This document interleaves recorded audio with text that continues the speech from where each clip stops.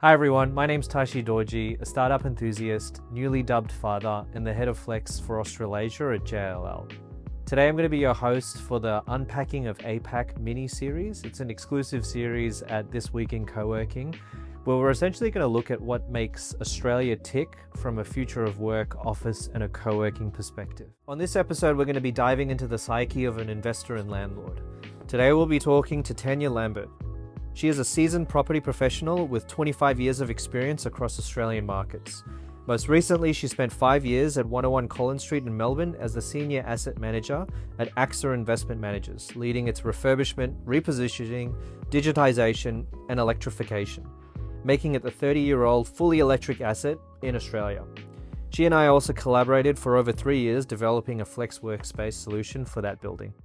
So Tanya, you just saw Malcolm Turnbull, is that right? Yeah, in the street, just on his own. Did he seem like a normal human being, or? He seemed quite frail, but he was just, didn't think you could just walk down the street. Didn't you have to have people with you? Security and all that kind of stuff. And yeah, that's pretty funny. You threw a huge curveball at me because I was like, oh, you know, how you doing? And you're like, I just saw MT. Turnbull in the street randomly. That's really funny. Thank you for joining us today. I'm personally really excited to talk to you because, you know, when you talk about the future of office and the future of work, we hear a lot from, you know, flex people like myself, from people within the tech space, from tenants, from brokers, but everyone's fascinated to hear from like an asset manager and their psyche and how they look at it, because we see a lot of new developments and redevelopments happening. And how do you plan for something so that you know it's going to be relevant even in 5 years' time or 2 years' time by the thing's ready? So having you on is super, super important. So thank you so much for your time. Thank you. And I'm going to start with your thoughts on the elephant in the room in many conversations and honestly the North Star and the driver for a lot of decisions when it comes to assets. And that's, how do you value an asset, or the asset valuation process, or from your experience and the assets that you've had to develop and elevate, what did that look like and how has that changed?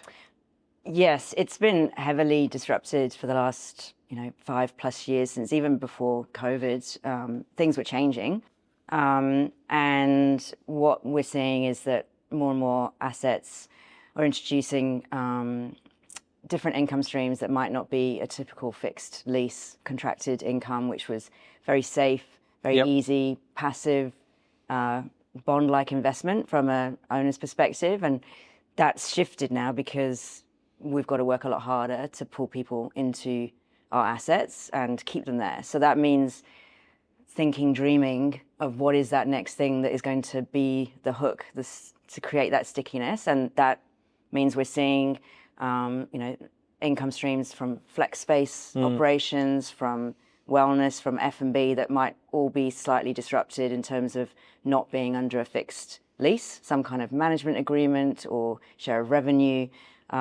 which historically the valuers, struggle with that sort of non-proven income. How do we treat that? But I think what we're seeing now, as there's more and more case studies in the market that are coming across their desk, they're getting more comfortable with understanding the value that some of that can actually bring. So it might be more risky, but if you can deliver as a landlord something that is genuinely super useful for your occupiers, for your customers, that they want and they need, then in actual fact, whilst on its own 2 feet, it might not be the most profitable part of your income structure.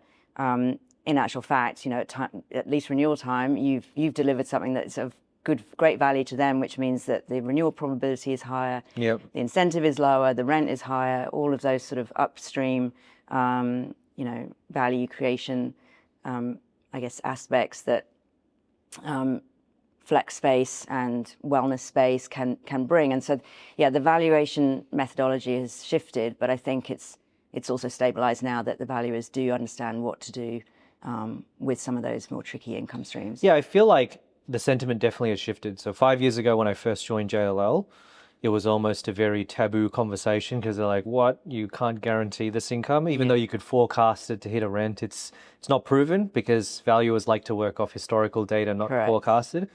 But even speaking with the valuation team at JLL, they're all for it, especially if it's under a certain quantum of space for the asset. You're not being hyper bullish and saying half of it's going to be under a variable income kind of arrangement.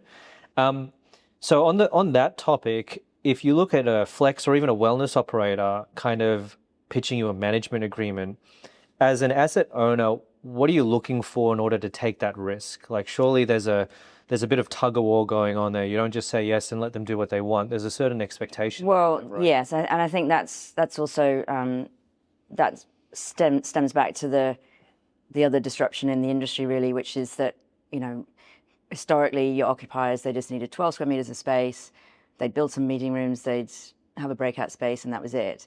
And that's not the case anymore. So they're having to work harder, and so is the landlord. So, as the landlord, the risk we might take with partnering with a flex operator is greatly mitigated if you've done the research, not just once, but a few times with your key customer base to find out actually what they want, where are their pain points, and what could an amenity like this solve for them? Because that's really, as a landlord, what you're trying to do always is keep the occupiers, your customers, as happy as you can possibly keep them. And I think that also then dictates how far up the risk spectrum you move as a landlord. Like, Yep. Are you just handing over the floor to an operator to run their business as they see fit? Or have you calculated that the demand within your asset is such that you actually want to make it inward facing? So not for members of the public, it's going to be exclusively for the use of your tenants. So that, in theory, it creates a little bit more risk, because what if they don't use it as much as they said they were going to use it? But there's still strategies around mitigating that. You can say, well, 2 years we'll have it exclusively for, the internal customers of the office tower to use. If the demand is, not what we thought, then you can sort of selectively create by bringing in, external customers. So you can't delete the risk, but you can certainly manage it and have a comfortable feeling in your own mind about what that end business is going to look like, and from an income stream. And I think if you've done the research to find out what your customers are asking for, and that just, I guess, stems back to the much more active partnership that we have to have with tenants these days. And they don't know half of the time what space they really need. We're 5 years post-COVID, and I don't think it's not played out yet. We've got another 5 years to go before everyone really settles on what their office should be. And by that I don't mean just how much space, but what should it actually do? What do you want it to do here? Because we don't need to go to offices, any of us, anymore, to do our work. It traditionally would facilitate your work. It had the equipment you needed, the technology you needed. That's not the case. So what is individually for each employer or occupier, what is your office supposed to do? What do you need it to have inside it to run your business for the people that you employ, and what do they need? And then I guess the landlord needs to sort of lean into that and work out how then the landlord supports them. Counterintuitively, we don't want tenants to take more space than they need, because people come into the office, there's a sea of empty desks, it's a miserable experience, so they don't come as often. So you have... Yeah, right. That's a really interesting way to... It's a fine balance. Obviously, a key strategy as a landlord hasn't changed. We need to make money. We need to fill the buildings. But if you've got, an occupier that's just is not in the right footprint, then they're having a miserable experience. They don't understand why people won't come in. People do come in, they don't see anyone they know, and they're not going to come in. That makes so much sense. And then your asset is not vibrant. You need your asset to be somewhere that's buzzy, that everyone wants that. So it's a very tricky balance, and the tenants are still trying to work out what that looks like for them.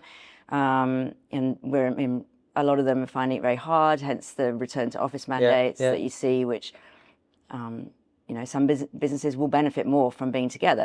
Creatives, etc., benefit more from being together. But a lot of other industries, they don't need to be together all of the time. But when they are, it should be intentional and curated, and purposeful. Make sure to head over to the This Week in Coworking YouTube channel. I'll put the link in the description below to watch the rest of the podcast. Thanks, everyone.